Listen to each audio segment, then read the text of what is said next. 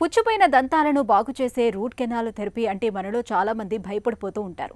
చిగుళ్లకు గుచ్చే ఇంజెక్షన్లు, drilling మిషన్లు గుర్తొచ్చి ఆ నరకం నా వల్ల కాదని చికిత్స తీసుకోకుండా మొండిగా అలాగే పిప్పిపన్ను బాధల్ని భరిస్తూ ఉంటారు. కానీ నిజానికి ఒకప్పటితో పోలిస్తే రూట్ కెనాల్ థెరపీలో ఇవాళ విప్లవాత్మక మార్పులు ఎన్నో వచ్చాయి.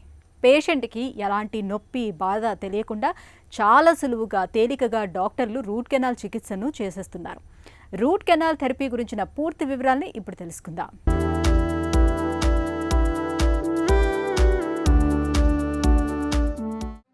పంటి నొప్పి పగవాడికి కూడా రాకూడదు అంటారు మన పెద్దలు. పంటి నొప్పి అనేది ప్రత్యక్షంగా నరకాన్ని చూపిస్తుంది. దంతశూల అనుభవించిన వారికే దాని తీవ్రత తెలుస్తుంది. అయితే ఈ పంటి నొప్పిని భరించలేక డాక్టర్ దగ్గరికి వెళ్ళినప్పుడు చాలా సందర్భాల్లో దంత వైద్యులు పంటికి రూట్ కెనాల్ థెరపీని చికిత్సగా చెబుతూ ఉంటారు. ఇలాంటప్పుడే మనలో చాలామందికి గుండె ఒక్కసారిగా జారిపోతూ ఉంటుంది. రూట్ కెనాల్ అంటే ఏదో పంటి పునాదులను తవ్వి నరాలను పీకేసే ఘోరమైన నరక యాతన అనే భావంతో చికిత్స తీసుకోవటానికి వెనుకాడుతుంటారు. అసలు రూట్ కెనాల్ చికిత్స నిజంగానే అంత నొప్పిగా ఉంటుందా? నిజానికి రూట్ కెనాల్ థెరపీ అంత నొప్పితో కూడుకున్న చికిత్స ఏమీ కాదంటారు డాక్టర్లు. రూట్ కెనాల్ థెరపీ అనేది మనం చెప్పే ముందు ఫస్ట్ టూత్ యొక్క స్ట్రక్చర్ తెలవాలి. సో టూత్కి ఎనామిల్, డెంటిన్, పల్ప్ అని ఉంటుంది. ఎనామిల్ అనేది hardest part of the body. ఆ ఎనామిల్ దాటి క్యావిటీ కనుక లోపలికి వెళ్తే అది డెంటిన్ ఎక్స్పోజ్ అవుతుంది. డెంటిన్లో మైనర్ నర్వ్ ఎండింగ్స్ ఉంటాయి. అప్పుడు పేషెంట్కి సెన్సిటివిటీ వస్తూ ఉంటుంది క్యావిటీ వస్తే. అక్కడి నుంచి కూడా క్యావిటీ ఇంకా డెప్త్లో లోపల పల్ప్కి వెళ్తే కనుక పల్ప్లో బ్లడ్ వెజల్స్ ఉంటాయి, నర్వ్స్ ఉంటాయి, సెల్స్ ఉంటాయి. సో హైలీ వాస్కులర్ అది. సో ఎప్పుడైతే క్యావిటీ కనుక పల్ప్లోకి వెళ్తుందో అప్పుడు పేషెంట్కి సివియర్ పెయిన్ వస్తుంది, అక్యూట్ పెయిన్. సో అప్పుడు మనం చేసే ట్రీట్మెంట్ని రూట్ కెనాల్ ట్రీట్మెంట్ అని అంటారు. పేషెంట్ని టోటల్గా పెయిన్ నుంచి మనం బయటికి తీసుకొచ్చే ట్రీట్మెంటే రూట్ కెనాల్ ట్రీట్మెంట్. అంటే ఆ లోపల ఉన్న పల్ప్ని కంప్లీట్గా తీసేసి దాన్ని పల్పెక్టమీ అని అంటాము. దానిలో మళ్ళీ మన ఇనర్ట్ మెటీరియల్ ఫిల్ చేయటమే రూట్ కెనాల్ ట్రీట్మెంట్. మన పన్ను చూడటానికి బయటికి గట్టి రాయిలా కనిపిస్తుంది, కానీ లోపల చాలా సున్నితంగా ఉంటుంది. నిర్మాణపరంగా చూస్తే పంటికి పైన ఉండే తెల్లటి కవచాన్ని ఎనామిల్ అంటారు. దాని కింద ఉండే రక్షణ పొర డెంటిన్. ఈ రెండింటినీ దాటి లోపలికి వెళ్తే దంతాలకు గుండెకాయ లాంటి పల్పు ఉంటుంది. ఇందులో నరాలు, రక్తనాళాలు అల్లుకుని ఉండి పంటికి ప్రాణం పోస్తాయి. ఇక మనం సరిగ్గా బ్రష్ చేసుకోనప్పుడు నోట్లోని బ్యాక్టీరియా పంటిపై దాడి చేసి మెల్లగా రంధ్రం చేస్తుంది. ఆ చిన్న పుచ్చును మనం పట్టించుకోకుండా వదిలేస్తే అది మెల్లగా ఎనామిల్, డెంటిన్లను దాటుకొని పల్పు గదిలోకి ప్రవేశిస్తుంది. అక్కడ బ్యాక్టీరియా చేరి ఇన్ఫెక్షన్ సృష్టించినప్పుడు ఒక పెద్ద యుద్ధమే మొదలవుతుంది.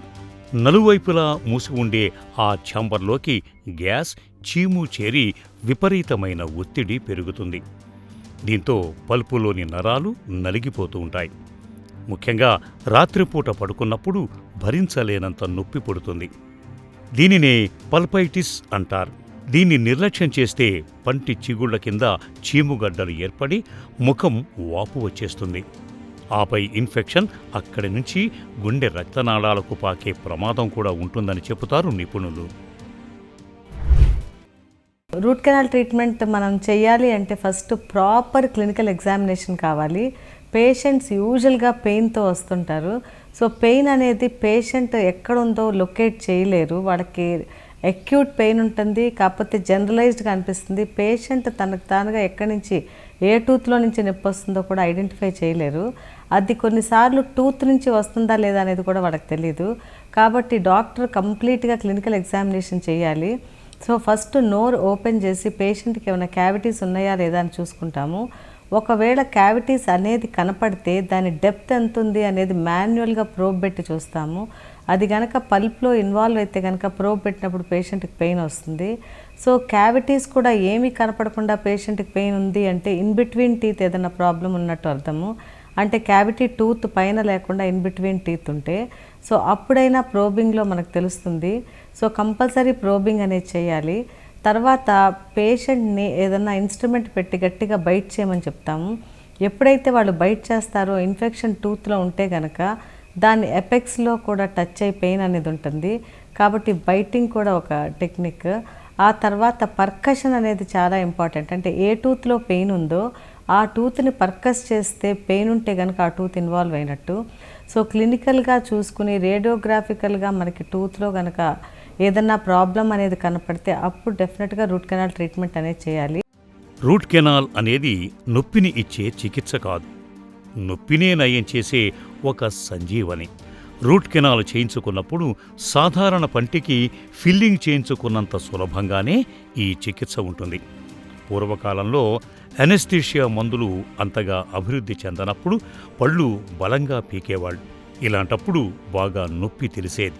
కానీ నేడు అందుబాటులోకి వచ్చిన లోకల్ అనెస్థీషియా ఎంత శక్తివంతమైనదంటే ఆ పంటి చుట్టూ ఉండే నరాలను తాత్కాలికంగా నిద్రపుచ్చుతుంది. సూది గుచ్చిన నొప్పి కూడా తెలియకుండా మొద్దుబార్చే జెల్స్ కూడా ఇవాళ అందుబాటులో ఉన్నాయి.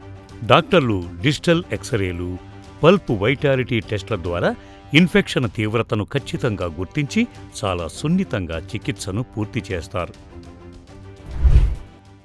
సో ఈ రూట్ కెనాల్ ట్రీట్మెంట్ అనేది ఏంటంటే మనం పన్ను లోపల ఉన్న పల్ప్ని కంప్లీట్గా తీయటం. సో ఈ పల్పు తీయటం అనేది క్రౌన్లో పల్ప్ ఉంటుంది, రూట్స్లో పల్ప్ ఉంటుంది. సో ఈ రూట్ ఎపెక్స్ దాకా కంప్లీట్గా మనం డీనర్వేషన్ చేస్తే అది proper root canal treatment. So ఎప్పుడైనా రూట్ కెనాల్ ట్రీట్మెంట్ చేసేటప్పుడు ఫస్ట్ మనం వాళ్ళకి లోకల్ అనెస్థీషియా ఇవ్వాల్సి వస్తుంది. So root canal treatment start చేసేటప్పుడు ప్రాపర్గా ఏ టూత్ చేస్తున్నా ఆ టూత్ని కంపల్సరీ ఐసోలేషన్ చేయాలి. ఏ టూత్కి మనం వాడే మెటీరియల్ అంటుకోకుండా ఉంటుంది. కాబట్టి ఈ మనం ప్రాపర్ ఐసోలేషన్ ఒకటి కంపల్సరీ. ఇవన్నీ చేసినాక ట్రీట్మెంట్ అనేది పల్పెక్టమీ చేయాలి. సో ఈ పల్పెక్టమీకి నెంబర్ ఆఫ్ ప్రొసీజర్స్ ఉన్నాయి. సో ఫస్ట్ ఏంటంటే కంప్లీట్ డీనర్వేషన్ చేయాలంటే సో స్టెప్ బ్యాక్ టెక్నిక్ అని ఒకటి ఉంటుంది, క్రౌన్ డౌన్ టెక్నిక్ అని ఉంటుంది, లేదా ఈ రెండు కంబైన్ చేసే టెక్నిక్స్ ఉంటాయి. సో ఫస్ట్ ప్రొసీజర్ ఏంటంటే మామూలుగా ఎపెక్స్ దాకా కేఫైల్తో వెళ్ళిపోయి ఆ తర్వాత స్లోగా పైన ఈ పల్ప్ అంతా తీసేయటం అది. సో దాని నుంచి కొన్ని ప్రాబ్లమ్స్ ఉంటాయి కాబట్టి అంటే డైరెక్ట్గా ఎపెక్స్లోకి ఇన్ఫెక్షన్ మనం క్యారీ చేస్తాం కాబట్టి ఇంకోటి క్రౌన్ నుంచి కూడా మొత్తం ఎక్స్టర్పేట్ చేసుకుంటా రూట్ ఎపెక్స్ దాకా వెళ్తాము. సో ఇది కూడా మనకి ఇబ్బంది అనిపిస్తే రెండు ప్రొసీజర్స్ కలిపి కూడా చేయొచ్చు. సో మనం మొత్తం పల్ప్ తీసేసినాక ఆ ప్లేస్లో మనం ఇనర్ట్ పాయింట్ ఒకటి పెట్టాలి. అంటే ఎప్పుడైతే మనం నర్వ్ తీస్తామో అప్పుడు మనం గట్టపరిచే పాయింట్స్ అని ఆ రూట్ కెనాల్స్లో పెట్టాలి. సో రూట్ కెనాల్ ట్రీట్మెంట్ అయ్యింది అంటే టూత్ నాన్ వైటర్ అయినట్టు అర్థము. సో ఎప్పుడైతే రూట్ కెనాల్ ట్రీట్మెంట్ అవుతుందో కంప్లీట్ దానిలో వాస్కులారిటీ ఉండదు, at the same time nerves ఉండవు. సో అది డెడ్ టూత్ కింద లెక్క. సో ఆ టూత్ మనం మినిమం ఒక 1 month మనం ఇచ్చే సిమెంట్ పెట్టినా కూడా తర్వాత దాన్ని మనం క్రౌన్ అనేది కంపల్సరీ వేయాలి. వేయకపోతే కనుక డెడ్ టూత్ నాన్ వైటల్ అయిపోయి ఎప్పుడైనా ప్రెషర్ పడితే ఫ్రాక్చర్ అయ్యే ఛాన్సెస్ ఉంటాయి. రూట్ కెనాల్ చికిత్సలో భాగంగా డాక్టర్లు ఇన్ఫెక్ట్ అయిన పల్ప్ భాగాన్ని పూర్తిగా తొలగించి సూక్ష్మమైన రోటరీ ఫైల్స్ ద్వారా పుచ్చిన దంతాన్ని శుభ్రం చేస్తారు. ఆపై యాంటీసెప్టిక్ ద్రావణాలతో లోపల బ్యాక్టీరియా లేకుండా కడిగి సహజ సిద్ధమైన బయో కంపాటబుల్ మెటీరియల్తో సీల్ చేస్తారు. ఆ తర్వాత పంటికి పటుత్వం కోసం ఒక కిరీటం లాంటి క్యాప్ లేదా క్రౌన్ను అమరుస్తారు. రూట్ కెనాల్ చేసిన పంటికి క్యాప్ చేయటం వల్ల ఆ పన్ను మళ్లీ పూర్వపు బలాన్ని పుంజుకుంటుంది. ఇక దంతాలు పుచ్చిపోయి రూట్ కెనాల్ థెరపీ వరకు రాకుండా ఉండాలంటే రోజుకు 2 సార్లు విధిగా బ్రషింగ్ చేయాలి. నోటిని శుభ్రంగా ఉంచుకోవాలి. ప్రతి 6 నెలలకోసారి దంత వైద్యుల్ని సంప్రదించాలి. ఈ జాగ్రత్తలు దంతాల్ని చక్కటి ఆరోగ్యంతో ఉంచుతాయి.